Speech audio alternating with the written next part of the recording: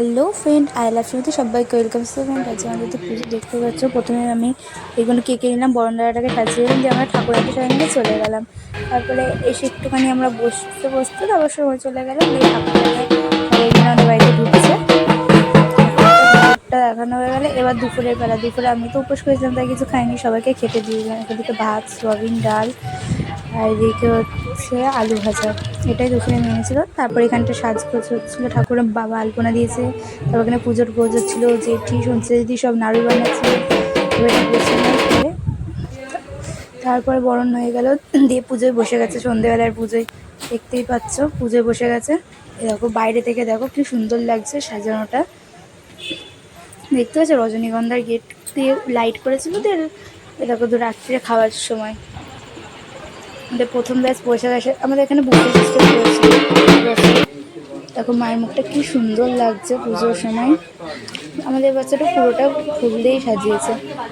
দেখো এখানে এবারে হয়েছিল পোলাও, তারপর পটল। আর আমার মানসিক ছিল বলে ধুনো পোড়াতে বসেছিলাম আমি, কারণ ধুনো তো মানসিক করেছে, যখন ধুনো তো পোড়াতেই হবে, তাই ধুনোটা পুড়িয়ে নিলাম।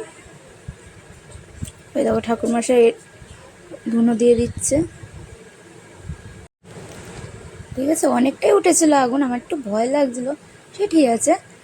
দিয়ে বেশিক্ষণ হাতে মাটি ছাড়াচ্ছিলাম, তো আমি মাটিটা নিয়ে নিই হাতে, তাই বেশিক্ষণ আমি রাখতে পারিনি।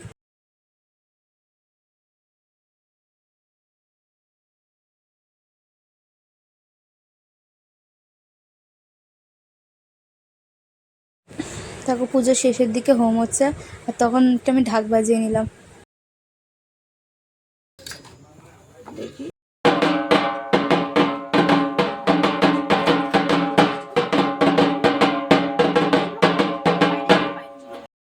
উপোস করার পরে এই না এত সর্বশেষে খাবারটা।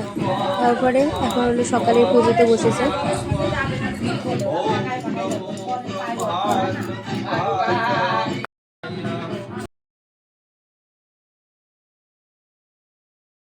আমরা সবাই হলো ঠাকুরের বিসর্জনের মুখটা দেখলাম সকালের পুজো।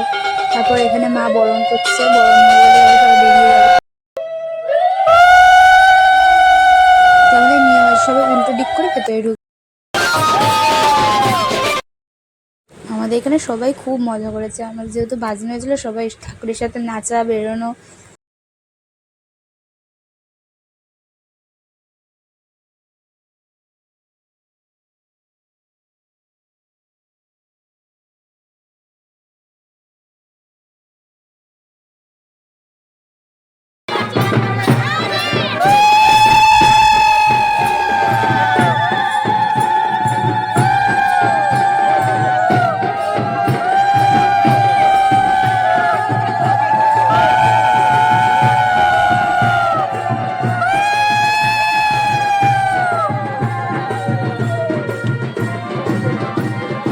আবার 1 বছর বাদে দেখা হবে। তারপর আমরা আবার নাচতে নাচতে বাড়ি ফিরে এলাম।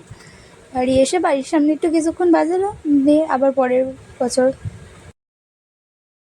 আমার ভিডিওটা ভালো লাগলে লাইক, কমেন্ট, শেয়ার করতে ভুলুন। আমার চ্যানেল নতুন সাবস্ক্রাইব করতে ভুলুন। তো বাই।